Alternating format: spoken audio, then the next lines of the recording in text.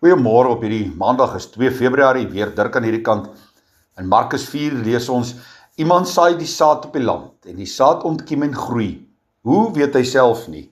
Vanself bring die aarde die graan voort. Nou Jesus het graag van vergelykings en metafore wat met plante en vrugte en die oes en die saaier gebruik gemaak om die werking van die koninkryk te illustreer. Nou die van ons wat dit geniet om in die grond te grawe en plantjies te koester, om te kyk hoe hulle groei, raak sommer maklik moedeloos as daar geen teken van groei is nie.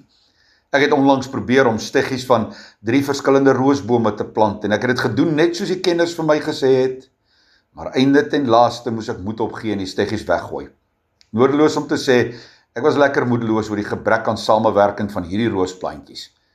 Dat is egter diegene wat nie sulke toegewyde tuiniers is nie en as dit ware Gods water oor Gods akker laat vloei.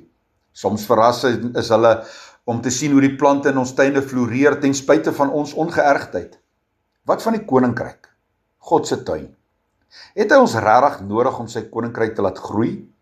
Wat 'n verskil maak ons aan sy tuin? Ons skaam ons soms oor ons argeloosheid en ons manier van omgaan met die mens en sy omgewing. Tog groei die oes sonder die boer se ingrype, wat ons leer dat God sy doelwit bereik, selfs wanneer ons nie betrokke is nie, of selfs wanneer ons ongeërg is oor wat hy doen. Die doelwit is die ryp graan.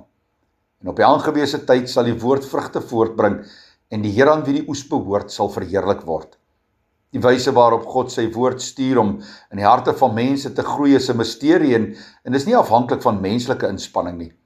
Laat ons dan getrou die saad saai, deur die manier waarop ons leef, die manier waarop ons praat, terwyl ons bid vir die oes en die opbrengs van die oes oorlaat aan die Here. Here, U weet waarvan ons gemaak is. U weet dat ons nooit uit die eie krag U koninkryk kan laat gedei nie. Tog maak U ons deel van daardie koninkryk, omdat ons U geliefde kinders is.